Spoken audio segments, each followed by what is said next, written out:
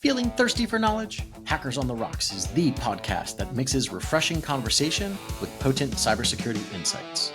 Serving up these insights with a twist, we pair a different software vulnerability with a refreshing cocktail recipe each episode. Hello world and greetings all around. Today, while our primary topic is uninitialized variables, what I really love about this episode is our guests' near mad descent down several rabbit holes of findings to the point in which he has demonstrated a complete mastery over this poor Draytech router. I believe truly there's not another human being on the planet with such complete depth of knowledge of these products' inner workings. If you've ever wanted to understand how to start a research effort, this is the episode for you. We welcome to the show Pierre-Yves Maes, hacker handle Basketmaker. Pierre, thank you for your time today. Thank you. Thank you for the time, and thank you for inviting me on the Hackers on Work. Yeah, I appreciate it. I'm super excited for our talk today. Our pre-call was amazing. I think you've really gone through a start to finish just complete rehaul of a really cool commercial product.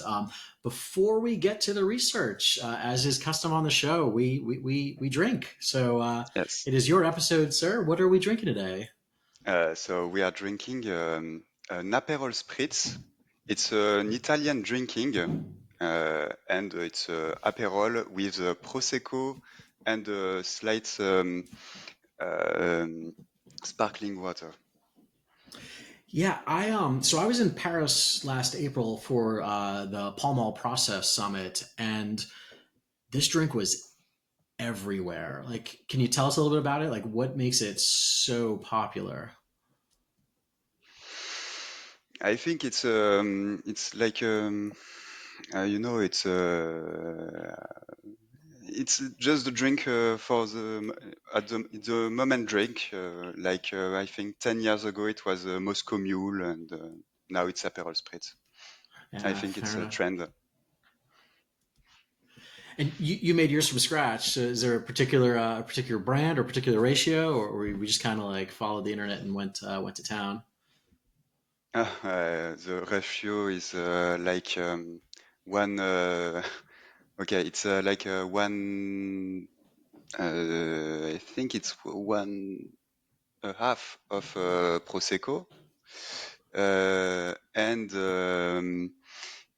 quarter for Aperol and sparkling water. I prefer this, but I think in the original recipes, maybe it's 1/6 of sparkling water and 2/6 in Aperol. So it's, but I prefer more sparkling water because Aperol is you have. I don't know which is amertume in France. It's a taste. Maybe I will do amertume.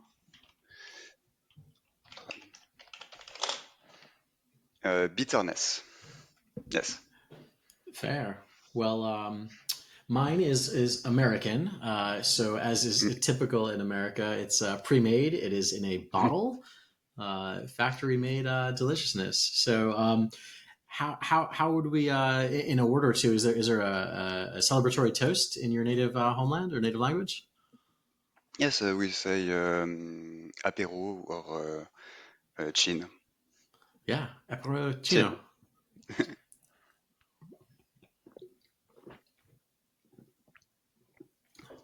That is bitter. That is Mm. actually a lot more bitter than I would have thought because it has such It's a cool. orange zest, orange appeal to it. Yeah. Oh. What do you think makes this the drink of choice? I mean, you mentioned Moscow Mule, and I feel like that's a way better drink than an Aperol Spritz for me, at least. Yeah, the taste is special for Aperol. It's but in Europe it's everywhere, and particularly in Italy, there are in every restaurant you have Aperol Spritz. Yeah, So yeah, I agree. I've only been recently once, and I agree. Everywhere, I mean, people were pulling pedestrians off the street to come in because of the spritz, and mm, yeah, that trend has not yet made its way, at least to my neck of the woods. But we'll see where it goes. You know, it's a good mm, drink. yes. Okay, with a beverage in hand, we're going to take a quick pause to thank today's sponsor. And then when we get back, let's talk firmware analysis. We'll talk unauthenticated RCE, VM escapes, and how uninitialized variables inspired some really fantastic analysis. This episode is brought to us by IOActive, a trusted partner for Global 1000 enterprises. IOActive provides research-fueled security services across all industries. Its cutting-edge security teams provide highly specialized technical and programmatic cybersecurity services, including full-stack penetration testing, program efficacy assessments, and hardware hacking. IOActive brings a unique attacker's perspective to every engagement to maximize cybersecurity investments and improve the security posture and operational resiliency of its clients. All right, we're back. Pierre, set the stage. We're going to be looking at the DraveTech device, the router, I believe, in particular. Where did you draw inspiration to study this particular device? I was I'm doing some research, and for the beginning, you just choose vulnerabilities that exist, and you just try to to implement the vulnerability. So this is which are called end day or one day vulnerabilities. And one vulnerabilities inspired me. It was on the Vigor 2960, and this particular device had a vulnerability which was incredible. It was sprintf, and the programmer has switched two arguments. So normally it won't compile, or it's not doing anything, but it was so a buffer overflow and a format string vulnerability. And for the maximum size, it was the address of the format string, the original format string. So this was madness, and I was like, okay, it's interesting. So well, maybe there are other villains, and I found many of them, but it was only just a command injection, and a lot. So I was like, okay, so I tried to report it to DraveTech, because I was like, oh, I saw vulnerability, but authenticated vulnerability, and in the end of life device. So they say to me, okay, but we won't patch. So do whatever you want with those vulnerabilities. And I was like, okay, so this is because it's authenticated, and this is because it's end of life. So get the latest product of them. And I was like, okay, and I tried to find some unauthenticated vulnerabilities. So I choose the device Vigor 2962. Why this particular? It's because it's one of their top products. It's um, it's a VPN. It's like 40, 48, 40, 40net, yes, The 40 Fortinet, yep. OS, and it's but it's for really small companies, because Fortinet, you buy this, it's don't know, 10,000, $20,000. It's a big cost, but when you have like 3 or 4 employees, and those 3 or 4 employees say, yes, but we want to work from home, and so they need a VPN. Mm-hmm. And this is a solution, because the Vigor 2962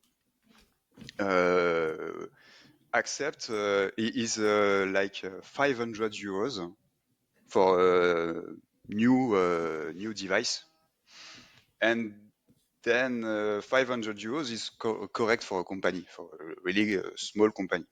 Mm-hmm. And then I was like, okay, and I tried to make some little research about this VPN.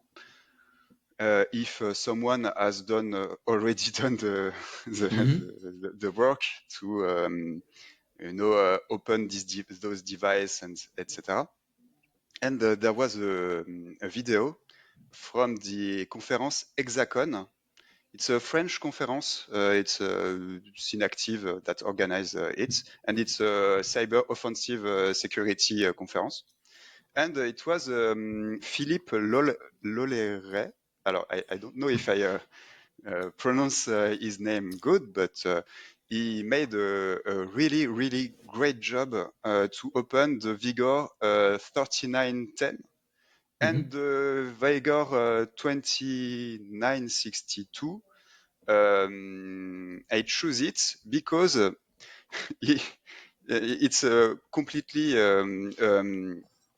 random, because the Philippe Laolray, he just say that Draytech have GPL. So Mm-hmm. GPL source you have to to publicly disclose the source code that are GPL. This is why normally all mobile device have to disclose the source of their kernel, because the kernel is GPL. Mm-hmm. And there was a lot of I just go to their website, GPL. It was gpl.draytech.com, and I just saw which GPL archive was the biggest. And the biggest archive at time of the research was for the Vigor to V2962. And I was, okay, this is my target. So it's pure random, but it was Okay. good because because So you have all right. I find Yeah. So okay. So let me sum. So you have sum up. So you have a an accessible product, right? It's not as expensive as say a Fortinet project, so you don't have to shell out $10,000 to $20,000 for a device. You said about 500 euro.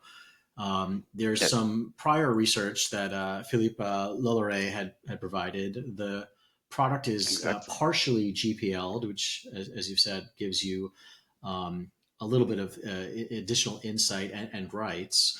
exact. Are these popular devices, or if you find something, are you impacting like a lot of people, or is this a pretty niche device, regardless of the price? I think it's in Shodan. I found 300,000 device exposed, so I think it's pretty popular. Yep.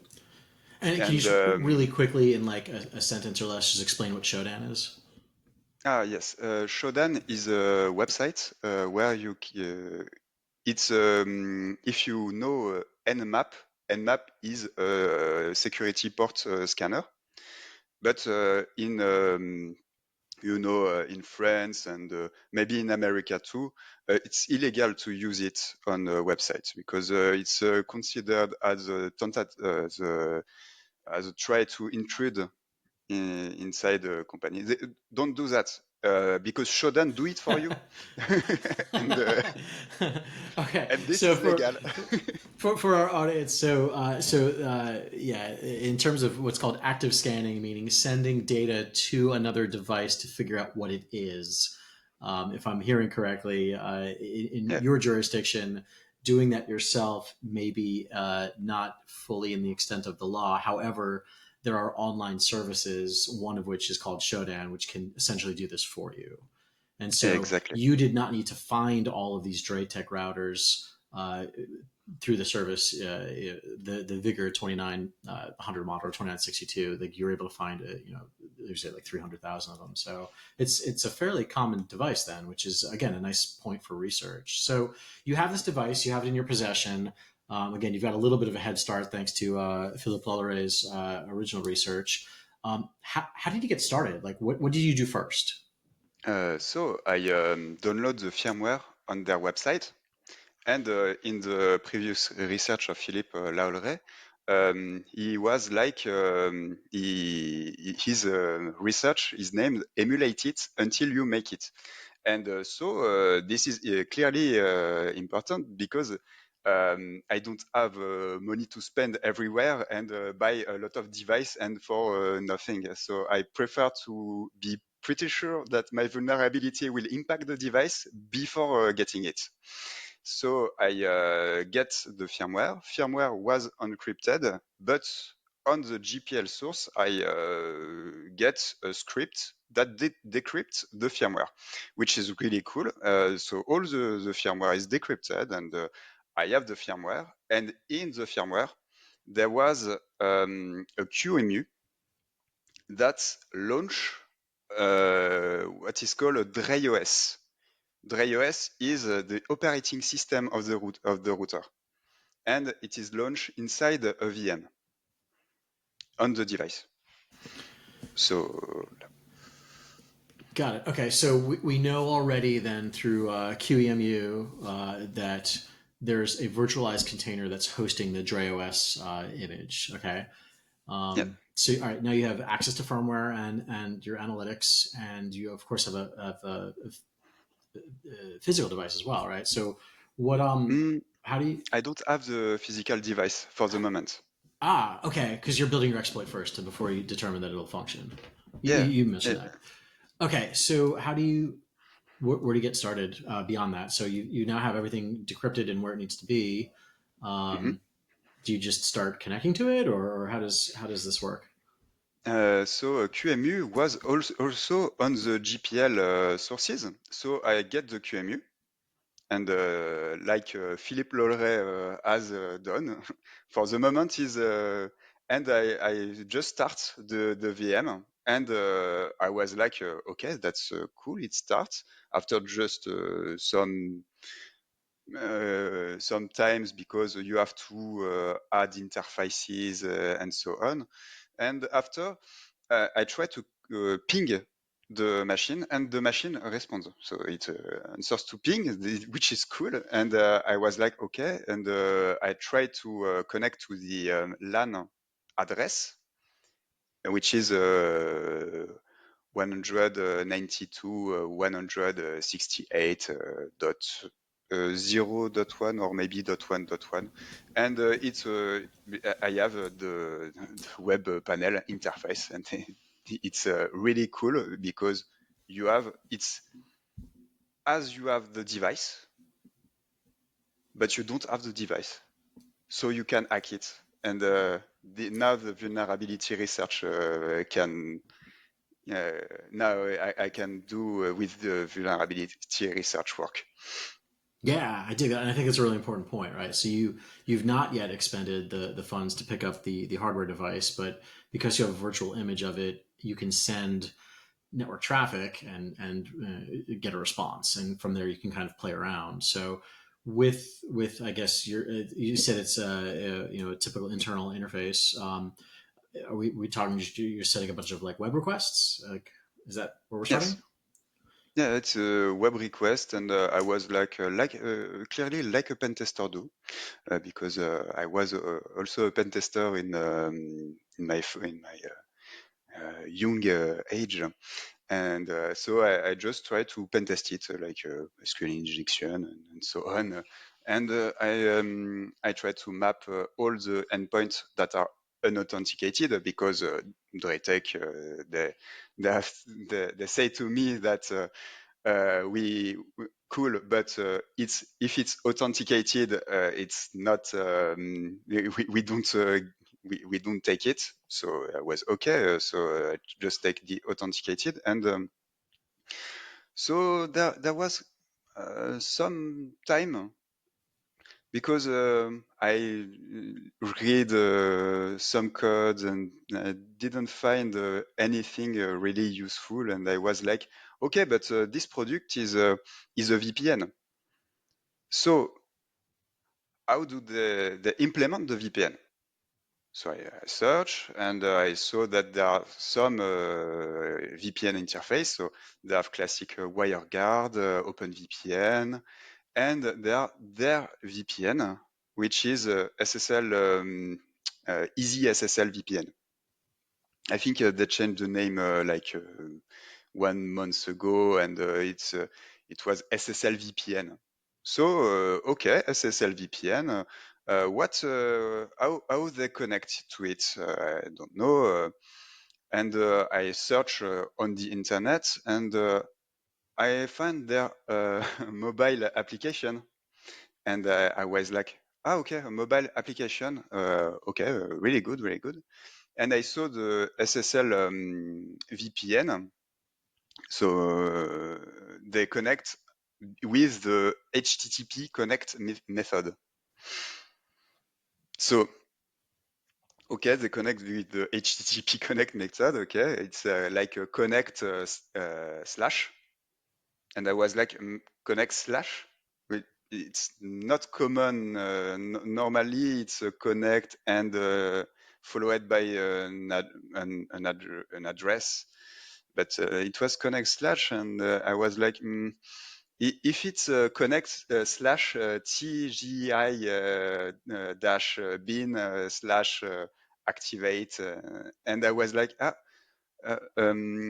okay, I have some error and a lot of errors. And the errors was a free error, which is clearly weird because normally with the libc and classic heap management method, an error in free is a crash of the system. So let me ask you this, right? So all right. So first, if I'm understanding correctly, so the the web server component behind the Easy SSL VPN. Normally, when we think about web traffic, right, a browser is either going to get data or post data. But the Yeah. HTTP protocol allows for other things, other methods, and one of them is called connect. And so Yes. you've identified that for whatever reason this server has implemented connect, but they probably didn't mean to, and now Mm. you're shoveling connect data over HTTP, and you said you noticed if I heard you correctly, like a free error. What does that mean? Does that just mean Mm. that on your screen it's literally said like free error? Like Okay. how do you determine? You could see an error when stuff like bad stuff just kind of happens, but how do you determine that it's a free error? And what does a free error mean? Okay. So the I just start the connect on the server, and I by reading the code, I saw that this connect was implemented in the same web application that the web admin application. So they don't implement two separate components. They implement it in the same web application. So this I just try to mix the VPN connection with the web application connection. And by mixing it, because I was emulate the router, I saw in the log multiple errors, and those multiple errors they say like K-free errors, and I was like, okay, K-free error, while freeing this value, which normally has no sense at all if you try to free this value. So I was like, okay, there's a problem. in this method connect, there is a problem, and I saw a multiple free errors. So I was like, okay, let's dig it. And what is a free error? It's because they have implemented their heap management. So their heap management implements malloc and free. Malloc is for allocate data, and free is for freeing data. And their heap management is really good to see if there is errors. But if there is errors, they don't do anything. In case of error, they just continue the program. So this is cool. If you are an attacker, you saw that it's Christmas, and So why do you say that? Like, I think on a pre-call, you said when you got to this spot, you just felt like it was like heap magic. And what? Maybe I'm still not following. So heap management says we can malloc, we can assign, and then we can free. And you're mhm. seeing a free without necessarily anything going into it. So when you free something, or when the computer frees, well, I guess let's start with what are we freeing. But when the computer frees something and there's nothing there, why does that feel like magic to you? It's because normally, if the computer frees something and there's nothing, or it's a pointer that is not a chunk, normally your application will crash and exit immediately. This is a basic sanitizing principle. And then it's and in the libc and the classic free management, they have implemented hardening method. Like they will also, if they free something which is a chunk, they will also try to investigate just a little, but investigate if this chunk is part of the heap, or if this chunk is not part of the heap, like is a fake chunk created by the attackant, because the attackant, by freeing this chunk, will have a write primitive and can write anywhere in the memory. And so this is not good if you want to defend your application. Okay, so at this point, then you found something that will give you that right primitive, um, but you don't know No, how to no, no, no. control it. Correct? Oh, I'm Uh, incorrect. Okay, help me out, man. I saw something. I saw that I can free something, and now I investigate why. So why does I free something? And maybe I will share some images. Yeah, that would be wonderful. All right, we can see. So Yeah, we can see your materials. Okay, yes. so what are we looking So at? okay. So what we are looking at, it's in every page of the application, in every CGI script, there was this array of CGI arguments, Hmm. which are like login equal admin and pass equal password. This is this array located in the stack points to so the key and the value and so on, and it's an array of elements.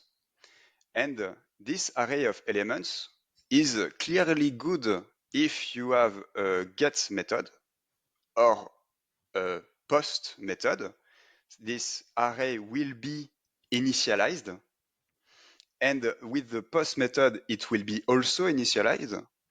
But with the connect method, there was there will be no initialization. So these values, like char key and char value, won't be initialized. So it can be anything. It can be anything that was previously on the stack. So this is why this is an uninitialized value in the stack. This is a vulnerability, but you have to exploit it as a free or a heap vulnerability. Yeah, so I think I'm following you to a point, right? So under normal operating conditions, through a get or post, which are normal methods, you can pass Mm-hmm. parameters. This is how people use the web all day long. They log in, so they're sending in usernames and Exact. passwords, and those values, of course, have a defined label. So in this case, the username is admin, and the label is called login, and the password Yes. is whatever it is, and the label is called PASS. And so, if I'm hearing you correctly, if I use a different method, a different HTTP method, again, in this case, connect, Yes. there's that something is going to get pulled from the stack, but we can't control it, right? So how do we turn this into something that's useful? What's that next piece for us? And this is where so you don't control these values. So I just by testing and chance, I was like, okay, how can we control these values? And these values can be controlled when you by the scheduler. When the schedulers pass from a task to another task, it will save the registers in the stack. And there are registers that will contain data because there are the cryptographic function that will decode data. And as they decode data and put value on the register, when the task will switch to another context, it will save all those data in the stack. And this is it was by chance, and with investigation, I saw it was the scheduler that because when you put some hardware breakpoint, you saw values that are rated in a specific place, and because it was the scheduler, it was it happens and it happens not. So it was not it was a work to just find it. And I saw that when you try with TLS 1.3, which is not the default in Python. In Python, it's not 1.3 by default, it's 1.2. And so if you force in 1.3 SSL, you have a really good values that you can put on the stack. And those values, if you have pointers, if these values you just make pointers, you have a free anywhere primitive. Okay, so let me make sure I understand correctly. So there's two components to this, right? There's you as the attacker are sending data to the target, and Yes. you're doing so under the construct of TLS 1.3 Mm. because those registers are of a sufficient size that gives you enough room to store whatever it is you want. And if you time that right, you can put your arbitrary data into those registers, and then from the connect side, your second issue, you can then, as you see the free in action, you're freeing ideally exactly the data that you're looking at, that you've sent forward. Is that a rough understanding? Mm, Correct. if you saw this array with shark key and so, this is a pointer, and this is located in the stack. So you can manipulate to write your own pointer because you control the value because of the scheduler. And at the right time, it's you send a multiple request and it will work. So it's not really it's not something that works every. It works. It will work. So I will click on the exploit and it will work, no problem. But only because they don't exit the application if they free something that is weird. So you just send multiple requests, and at one time it will free the value you have passed to it. It will free the correct address you have passed to it. Got it. Okay, so there's still a little bit of a timing exercise here, but it sounds like you get infinite replays, and so Yes, if you miss the scheduling window, you can try again until everything kind of syncs up. exactly. Oh, very neat. Okay, so tell us what happens next. So what happens next is it was how okay. So you have a primitive that you can free a chunk anywhere. You can control the address you pass to free, which is great in attacker perspective. Then it was you after digging into the heap, because it's not the classical heap. They are implemented some their own heap management. Largely, they get slab from kernel code, and they do some things like if you are freeing something that is not good, don't panic. Just panic, but go but go after. There's no problem. And then it was like KMM cache, so they have a pool of memory. And the second, what you need to do, say you can free something, okay, but what can you free? Where you need to free? Because you have to free something that is really good. We have a good location.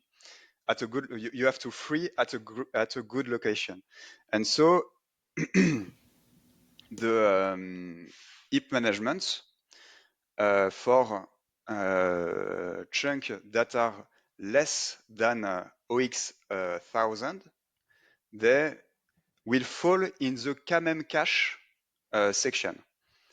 For the chunk that are greater than OX 1000, they will fall into the large bin section. The large bin section is located really after, and it's not clearly important.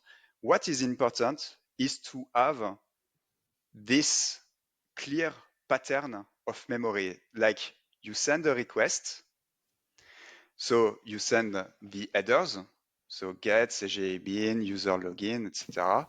Mm-hmm. And then you send packet by packet of OX 1003F. This is only because HTTPD, light HTTPD, will get all this data, and after it will get the rest. So all this data is greater than OX 1000, so it will fall in the large bin. So Mm-hmm. it doesn't interest us. But this you can choose the size. So you can really have a chunk of memory and with controlled data and with controlled size, which is great to do what we called a heap spray, because you will send a big request. Like there, you send only 32 kilobytes of data, but imagine you send one 100 megaoctet, Hmm. 100 megabits. Sorry, Mm-hmm. it's French.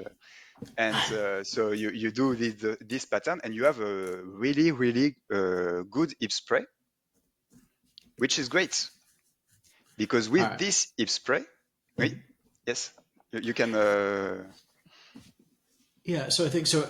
At this point in time now, so you're able to. I guess you're about to get into what is a heap spray, but at this point, what is happening is you are able to define data that gets pushed onto the heap, and Yes, you can't necessarily control the addresses, but you know the chunks and the chunk sizes that you're putting up, and so yes, you've got everything kind of lined up the way you want it to. Is that correct? yes. And as the address in the heap there's no ASLR. ASLR Mm-hmm. is a mechanism to put the heap or the stack in different position at runtime. This is great to just target your your chunk, because what we need to do is to have a target in the heap. Because we have a free anywhere primitive, you need to have a target, because okay, you have free anywhere, but what do we free? And this is why we are making a heap spray. It's because we want a big target, and then you can free something in this big target, because it will fall in this target. So Got it. Okay, so this makes sense. I believe this makes sense. mhm. And then tac tac tac.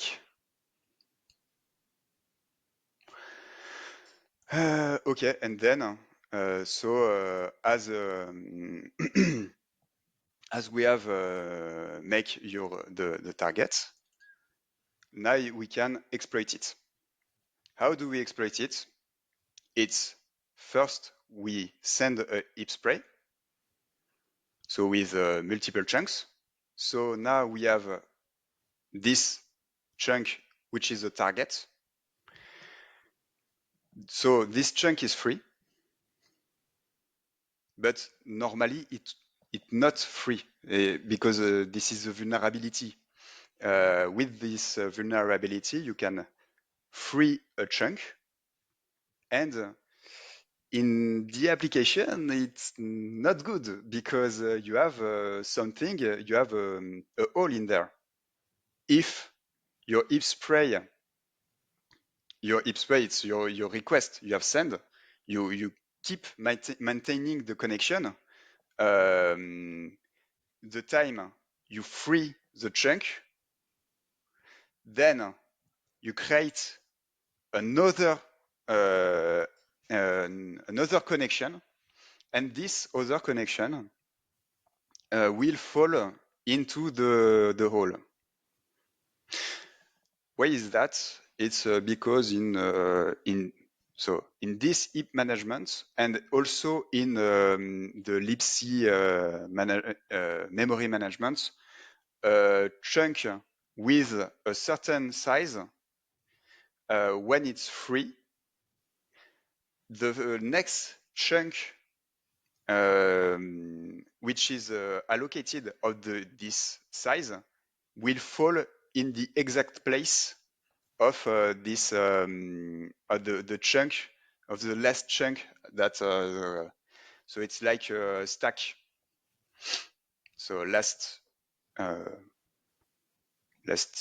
In, first out. No, it's First in, first out.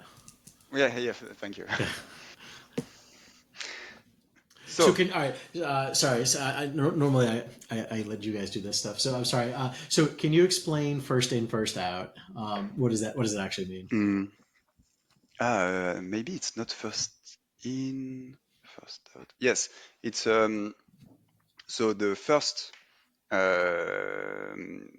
chunk which has put in the bin will be the next chunk that will be out of the bin and to be reallocated.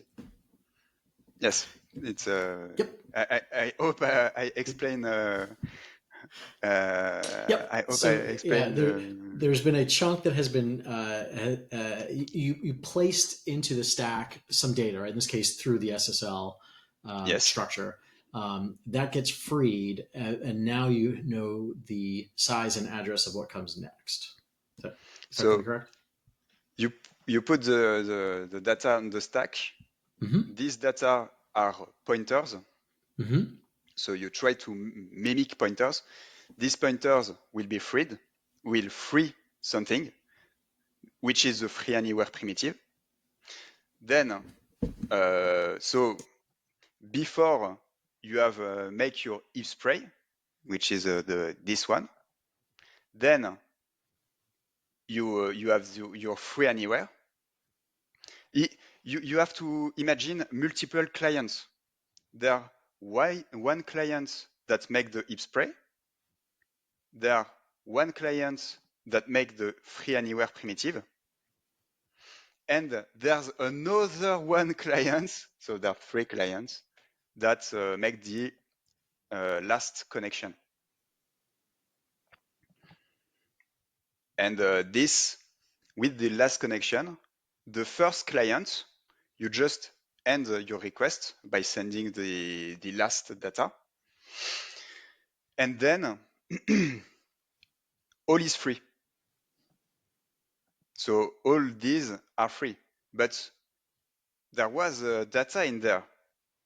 It will think if free the data of the if thread, but it will free the target SSL struct because it thinks it's not a target SSL. It thinks it's a chunk that you have sent it. So it will free the target SSL. And then you send a new if spray with the payload. And then the payload is a fake SSL struct. So this fake SSL struct have methods. Those methods will point to the array of SSL methods, and then you have SSL read and SSL pending, which are used by the application. You point it to the shellcode, and then shellcode is executed as soon as you read on as soon as the application will try to read the data you have sent to it on the third client. And then you have code execution. Pretty neat. Can we see it? Hmm? Can we see it? Yes. Say what? Can we see your exploit running in action? Did you have an Yes. address? Yeah. Yeah. And so the last thing of the exploit Mm-hmm. is you have code execution on DreOS, but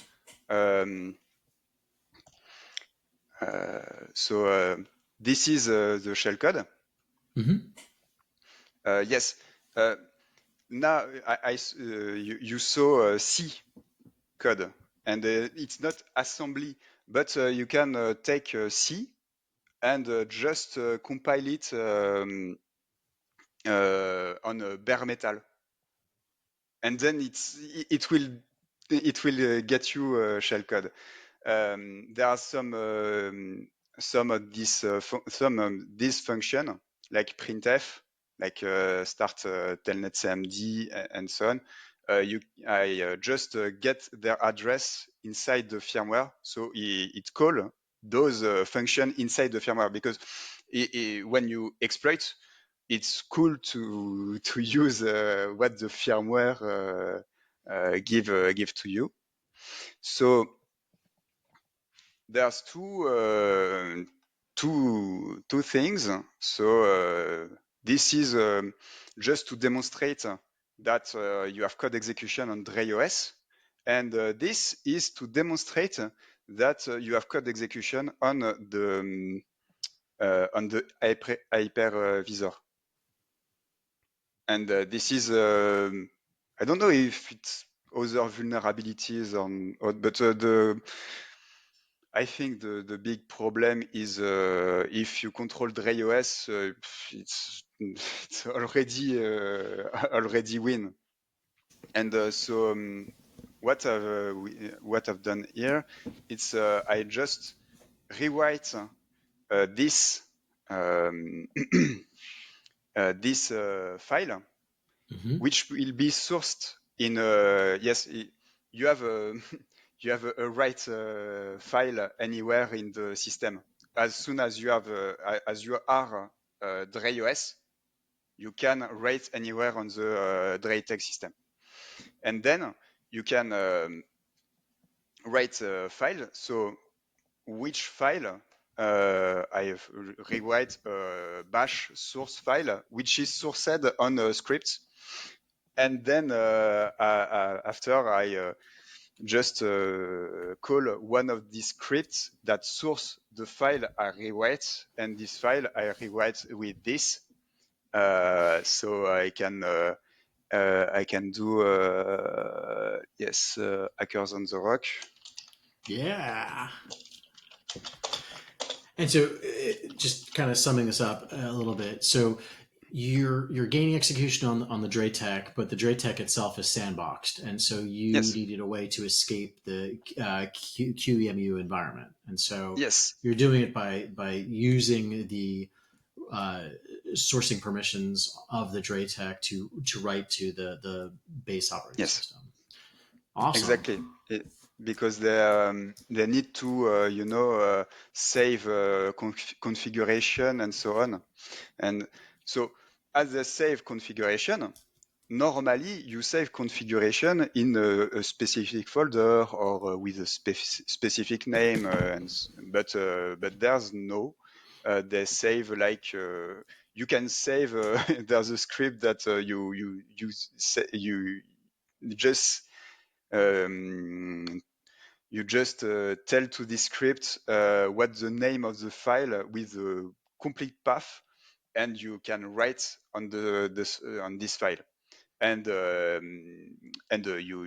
you are root because if not, it's not IoT, Yeah. So So this is really interesting, right? Because what that gains you is not just access to the DreTech, but you would have persistence. You could ensure that when the system reloads, that your whatever it is that you're doing is still present, and that's a really powerful capability, especially because, as you said, it's network enabled. So you can now attack anywhere where it's network connected. When, as you know, with a router, there are multiple network interfaces. So yeah, you can attack it from the inside, but you could probably also attack this from the outside based on the implementation. At least as I understand it. yeah. Is that correct? Yes, but I don't have the full reverse shell because I was lazy, but it's no problem to have it. But Sure. I can, okay, I can show you so the exploit. Yeah, I run it before the just to see if it was. Yeah, it's normal. This is normal. Exploit has worked. No problem. So, it's sending the first spray. Hmm. This first spray is just messaging the heap before the second heap spray, and then it temporized.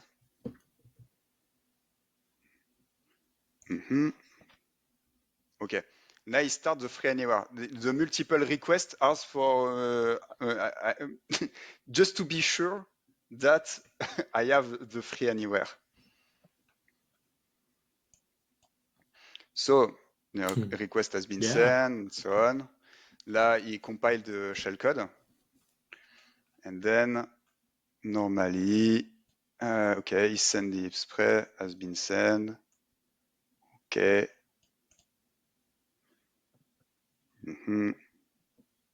So, our truth, I think it has worked. Just wait. For the callback, Okay, exploit should have worked now. Okay, just see if it has worked. It's in the diagnostic because okay, in the diagnostic you have all the message from DreOS. Okay, so I download it. And then yeah, okay, it's this one. Okay, and now we can see. Okay, so hacker on the rocks, and your admin root, and this is the ls slash, the command, and this is a etc shadow. Yep. Yeah, looking nice. Real quick, just it's first time we've ever mentioned Etsy Shadow on the podcast. What is Etsy Shadow? etc shadow is it contains the passwords, not the password, the real password, the hash of passwords for the users. And so if you want to connect to your session in Linux, you have to enter a password. So you enter your password, the system will hash this password and will compare this hash with the hash contained in etc shadow. Yeah, rock on. And Real if quick, in this hash, the few moments we have left for the show, you put in for a CVE on this, correct? And if I remember correctly, you had to go through a reclamation process just due to scoring. What can you maybe talk a little bit about that experience? Yes, it's because they didn't understand that. Okay, no, what you saw, it's only in LAN for the moment, but you can exploit it by the VPN. It's exactly the same exploit. So you can exploit in the LAN and also in the VPN. You just start it and it works. And so they think it was only on the LAN. So they scored it like a CVSS 8.8, which was not correct. It's 9.8 because you can exploit it from anywhere on the internet, which is, I think, more more critical. Yeah, and it's a good reminder that sometimes those scores are not indicative of the risk that your organization faces. Because if you have, again, just typically a VPN device or a router is going to be on the external side, right? That border of you versus the deep dark internet, and if that device is accessible from the internet, which by definition it kind of has to be, and it's exploitable from the internet, the scores are kind of irrelevant at that point. But it's good for you to have to go back and advocate and have them readjust their scores based off of whatever criteria that they'd set. So I don't know, good on you, man. Yeah, it's a big. Sorry. No, you're good. It's okay. It's because when we are attacker, we saw this score, and it's like at school, when you are when you pass an exam, you prefer to have the highest score, and Well, This yeah. is Some people collect CVEs like Pokemon cards, but I understand. exactly. Pierre-Yves, last call. Where can people go to find out more about you, your work, or anything you disclose today? So this work, I think I will disclose it. I need to just a little time to disclose it, but not. I think next week I will make a GitHub because I don't have a GitHub. Just working solo, and yeah, I will. But in my Twitter is Basketmaker 14. Wait a minute. Just I love it. Thank you so much for your time, for your insight. I think this was probably one of the first episodes, if not the first episode, where we ran through from concept to execution to source. In this case, kind of revealing a little bit. And I love that you're about to publish through. We see on the screen for those that are watching the video component to it. Pierre-Yves, his handle is Basketmaker, and yes. he's on X, and it sounds like he'll be on GitHub soon. And you can get a copy of these things coming out as soon as this episode lands, I'm pretty sure. So thank you for your time. Thank you for the Aperol. It was bitter, but useful. Just like Mm, this research, I think this is fantastic stuff, man. Seriously, I think for thank you. the audience, I just want to make sure it really imparts upon the listener. I mean, you did a lot. I mean, there are a lot of Yeah, components here to get it, and I think for me, maybe in closing, I think you mentioned a lot of luck factors, right? Like there was no ASLR. They used the same HTTP service component for both the VPN front and yeah. the management interface. You mentioned that they implemented their own like slab-like heap management process, Mm. and of course the proceed on fail. Like, do you feel like if any of those things was implemented slightly differently, that you would have had a much harder time, or Yeah. like, Uh, yeah. if the heap are on uh, non-executable pages, it will be slightly hard. But Yeah, fair. I think it's cool because there's ways to bypass it, and I think the if their code, so the firmware code, if this code was in a position independent executable, Hmm. I think it will be really, really another. I don't think it will. This research leads to CVA, and but maybe I don't know. I Oh, didn't have to do. Fortunately, I didn't have to do that. Fortunately for me, but not for Draytech. And I think the with the really basic protection, uh, it will lead to much harder CVE to find. And yes, this I saw another conference which was in Black Hat Europe. It was also on Draytech, and it was at the exact same place, the problem. But um, wait a minute. Yes. Da, da, da. Da, da, da, da, da. Yes. Yeah. hmm. Imagine what could be wrong in this.